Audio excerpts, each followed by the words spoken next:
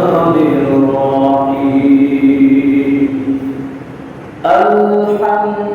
لله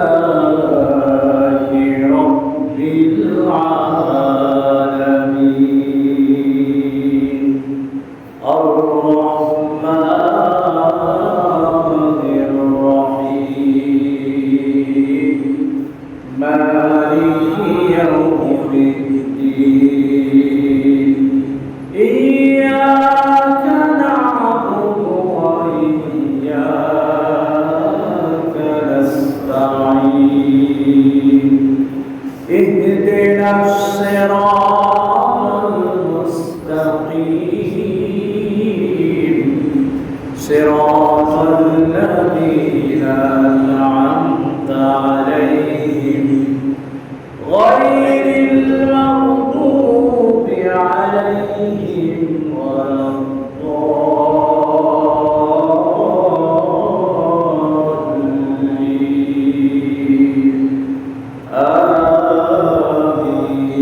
آمين. أيضا قال سبحانه وتعالى في شان حبيبه يا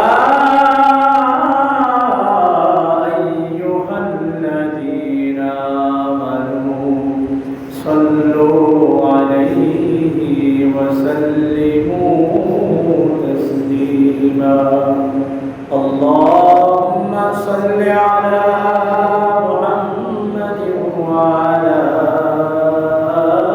آل محمد كما صليت على إبراهيم وعلى آل إبراهيم إنك حميد مجيد اللهم بارك على محمد وعلى آل محمد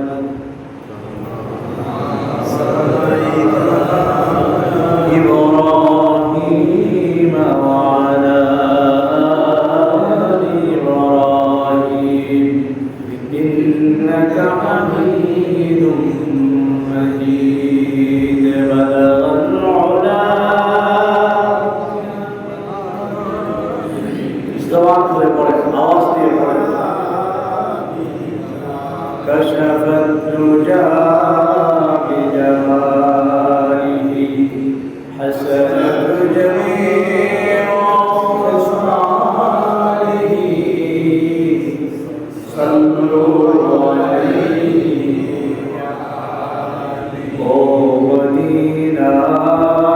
মদিনার বুলবুলি কেমনে তোমায়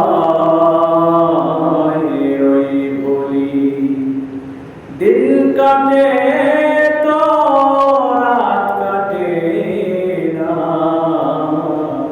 তোমার প্রেমে গুনগুনি বালাগাল উলা বিকামালিহি কাশাফাত দুজা বিজামালিহি حسنت جميع خصاله صلوا عليه وآله الحمد لله محترم المكرم واجب الاحترام حضرات علماء کرام প্রীতি সমতুল্য মুরব্বিয়ানে আযম সমবয়সী যুবক ভাইরা আশপাশের মহল্লা থেকে আগত আমার অতি কাছের অতি মহব্বতের হৃদয়ের ওই কোঠায় যাদের জায়গা প্রাণ প্রিয় মুসলিয়ান کرام আল্লাহ তাআলার দরবারে লক্ষ কোটি শুকরিয়া আদায় করছি যে মহান রব মহান মালিক আপনাকে আমাকে হাজার হাজার শত শত মানুষের মধ্য থেকে বাছাই করে যাচাই করে মাগরিবের নামাজ জামাতের সাথে আদায় করার পরে এই মুবারকময় মজলিসে কোরআনুল কারীমের তাফসীরের মজলিসে আসা বসার সুযোগ তৈরি করে দিয়েছেন এজন্য দিল থেকে শুকরিয়া আদায় করছি আলহামদুলিল্লাহ। প্রিয় ভাইয়েরা আমার, যদিও আমরা সংখ্যায় এখন কম, অল্প কয়েক সংখ্যক মানুষ, তো আসলে এই সমস্ত মজলিসে, ওয়াজ মাহফিলের মজলিসে, নামাজে আসা, জিকিরের মজলিসে বসার সৌভাগ্য সবার হয় না। আল্লাহ যাদেরকে পছন্দ করেন, যাদেরকে ভালোবাসেন, তাদেরকে দিয়ে দিনের কাজ করা, দিনের কাজ নেন, নামাজ তাদেরকে দিয়ে পড়া। অনেক মানুষ দেখবেন মসজিদের সামনে দিয়ে চলে যায়, কিন্তু মসজিদে আসার সৌভাগ্য আল্লাহ তাদেরকে দিয়েছে, কিন্তু কপাল পড়া আর বদনসিব হওয়ার কারণে মসজিদে আসার সৌভাগ্য তাদের হয় না। আবার কত মানুষ দেখবেন মসজিদ থেকে বাহিরই হয় না, একের পরে এক ভালো কাজ করতে আছে, ভালো কাজের সাথে নিজেকে সম্পৃক্ত করে রেখেছে। তো ভালো কাজ করতে পারা, আমার একটা আমল করতে পেরেছি, পূর্বের আমলটা কবুল হওয়ার আলামত হলো পরে ভালো কোনো মজলিসে বসতে পারা। এই জন্য আপনারা যারা এখানে বসতে পেরেছেন, আসতে পেরেছেন, আপনারা ঠকেন নাই। আপনাদের জন্য আল্লাহ তাআলার অশেষ রহমত, বরকত আল্লাহ তাআলা রেখে দিয়েছে। নবী করিম সাল্লাল্লাহু আলাইহি ওয়াসাল্লাম বলেন, ইয়াকুলু কওমুন ইয়াযকুরুনাল্লাহ তাআলা ইল্লা হাফাতুহুমুল মালায়েকা ওয়া গাশিয়াতুহুমুর রাহমা ওয়া নাযাlat আলাইহিমুস সাকিনাহ ওয়া যাকারাহুমুল্লাহু ফী মান ইনদা। বন্ধুরা, বিশ্বনবী জনাব মুহাম্মদুর রাসূলুল্লাহ সাল্লাল্লাহু আলাইহি ওয়াসাল্লাম বলেন, যে সমস্ত মজলিসে, যে সমস্ত মানুষ জিকিরের মজলিসে বসে, কোরআন কারীমের মজলিসে বসে, তাফসীরের মজলিসে বসে, এক কথায় দিনী আলোচনা, দিনী মুযাকারার মজলিসের মধ্যে বসে, ওই মজলিসে শুধু ওই এলাকার মানুষ, ওই গোত্রের মানুষগুলো বসে না, ওদের সাথে রহমতের ফেরেশতারাও ওই মজলিসে বসে যায়। আপনারা যারা এখানে বসতে পেরেছেন, আপনাদের সাথে কারা আছে? রহমতের ফেরেশতারা আছে। আমার সাথে সাথে কথা বলবেন।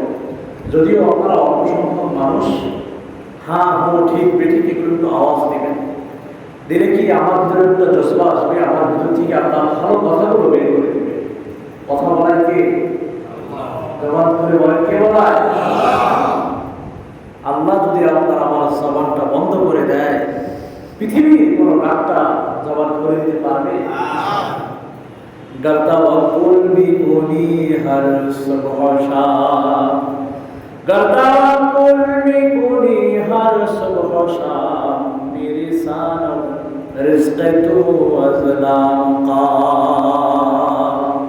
এজন্য জবান যেই মালিক দিয়েছে, ওই মালিকের শুকরিয়া আদায় করার দরকার আছে না? আল্লাহ পাক রব্বুল আলামিন আসমান ওয়ালা, কিন্তু বান্দা যখন নামাজে দাঁড়ায়, আল্লাহ পাক রব্বুল আলামিন ওই আসমান ছাড়িয়া বান্দার সাথে নামাজে মোলাকাত করে। এই জীবনটা হলো ক্ষণস্থায়ী জিন্দেগি, চিরস্থায়ী জিন্দেগি হলো আখিরাত। এই দুনিয়ার জীবনটা হলো ক্ষণস্থায়ী জিন্দেগি, অনন্তকাল আমাদেরকে পড়ে থাকতে হবে কবর জগতে। এই দুনিয়ার জমিনে থাকার জন্য মাটির প্রয়োজন হয়, ফ্যানের প্রয়োজন হয়, খাদ্য খাবারের প্রয়োজন হয়, আসবাবপত্র, নরম নরম বিছানার প্রয়োজন হয়, কিন্তু 3.5 হাত মাটির ঘর, ওই ঘরে না আছে কোনো বিছানা, না আছে কোনো বাতি, না আছে কোনো সাথী। বিবি নাই, দুনিয়ার কোনো বন্ধু বাহবাব কেউ সেখানে নাই। হায় হায়, অন্ধকার কবরের মধ্যে সাদা এক টুকরা কাফনের কাপড় মোড়ায়া চিরজন্মের মতো বিদায় দিয়ে ওই বাসতলায়, মরু মাঠে, কিংবা এরকম ভাবে লোকালয় থেকে বাহিরে একটা বাগানের মধ্যে শুয়ে রেখে দেয়।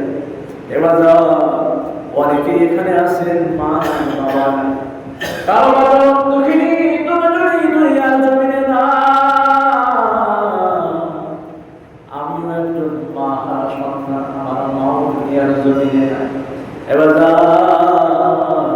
সচক্ষে দেখেছি, আমি নিজেও কবরের মধ্যে নিজে শুয়েছি, দেখেছি ডাইনে মাটি বামে মাটি, নিচেতে কোনো বিছানা নাই, বিছানা না। আবার কতজনের কবরের মধ্যে পোষা পানি আসে, পাশের কবর থেকে পোষা পানি এই কবরের মধ্যে আসে। আবার কতজনের কবর খোলার পরে দেখা যায় ওই কবরের মধ্যে পানিতে ভরপুর হয়ে গেছে, হয় কিনা? কোনো সাথী নাই, কোনো বন্ধু নাই, অনন্তকাল পড়ে থাকতে হবে কবরে। নবী আমার ডাক দিয়ে বলেন, ইন্নাল কুবুর রাওদাতুম মিন রিয়াদিল জান্নাহ আও হুফরাতুম মিন হুফারিন নার। আল কুবুর রাওদাতুম মিন রিয়াদিল জান্নাহ। বিশ্বনবী সাল্লাল্লাহু আলাইহি ওয়াসাল্লাম বলেন, এই কবরটা কারো কারো জন্য হবে জান্নাতের বাগান, আর কারো কারো জন্য হবে বরজখ, আযাবের স্থান। ভালো আমল নিয়ে যদি মানুষ কবরে যায়, ওই কবরটা জান্নাতের বাগান বানিয়ে দেবে কে? 3.5 হাত মাটির ঘর, কারো আপন কারো পর, কারো হবে ফুলের বাগান, কারো হবে জাহান্নাম। কঠিন হবে সেদিন তোমার না থাকিলে নেকি, ওই কবরে যেতে হবে, থাকবে না কেউ সাথী। কাফন আমার আপন, কবর আমার ঘাটি, ওই কবরে যেতে হবে, থাকবে না কেউ সাথী। ঠিক কিনা? কবরে কোনো সাথী আছে? কোনো বন্ধু আছে? এবার চক্ষু দুটো বন্ধ করে দাও, একটুখানি পোড়া কামায় বসো, চক্ষুটা বন্ধ করে ফেলো বাবা। যুবক ভাইরা, চক্ষুটা একটু বন্ধ করে পোড়া কামায় বসে দেখো, পৃথিবীর সব কিছু অন্ধকার অন্ধকার। আমার বিবি আমার আপন না, আমার বাচ্চা কাচ্চা আমার আপন না, আমার বাবা আমার ধন সম্পদ কিছুই আমার আপন না। যতটুকু পরিমাণ নেক আমল করবো, এই নেক আমলটাই হলো আমার আপন। ব্যবসা বাণিজ্য দুনিয়ায় পড়ে থাকবে, টাকা পয়সা দুনিয়ায় পড়ে থাকবে, আজরাইল কারো কাছে কোনো ঘুষ খায় না, কারো কাছ থেকে কোনোদিন আজ পর্যন্ত এমন কোনো প্রমাণ ডকুমেন্ট নেই যে আজরাইল কারো কাছ থেকে ঘুষ নিয়েছে, কারো কাছ থেকে চাঁদা নিয়েছে। বরং আল্লাহর পক্ষ থেকে যখন নির্দেশ আসছে, ওই যে নাদিমের রুহুটা বের করে নাও, কিংবা সেলিম ফকিরের রুহুটা বের করে নাও, কিংবা আব্দুল হালিমের রুহুটা বের করে নাও, আজরাইল মোটেও দেরি করে নাই, সাথে সাথে তার কুদরতে হাত পিট করে দিয়ে রুহুটা বাহির হইতে চায় না, তারপরও জোর করে টেনে বের করে নিয়ে যায়। ঠিক কিনা? বন্ধুরা, কোরআনুল কারীমের থেকে সূরাতুল ফাতিহা আপনাদের সামনে আমি তেলাওয়াত করেছি। আমার বন্ধুরা, এই কোরআনুল কারীমের প্রথম সূরা হলো এটা, আর প্রথম যে আয়াতগুলো আল্লাহ নাযিল করেছিলেন সেগুলো হলো সূরা আলাকের 5টা আয়াত। ইকরা বিসমি রাব্বিকাল্লাযী খালাক, খালাকাল ইনসানা মিন আলাক।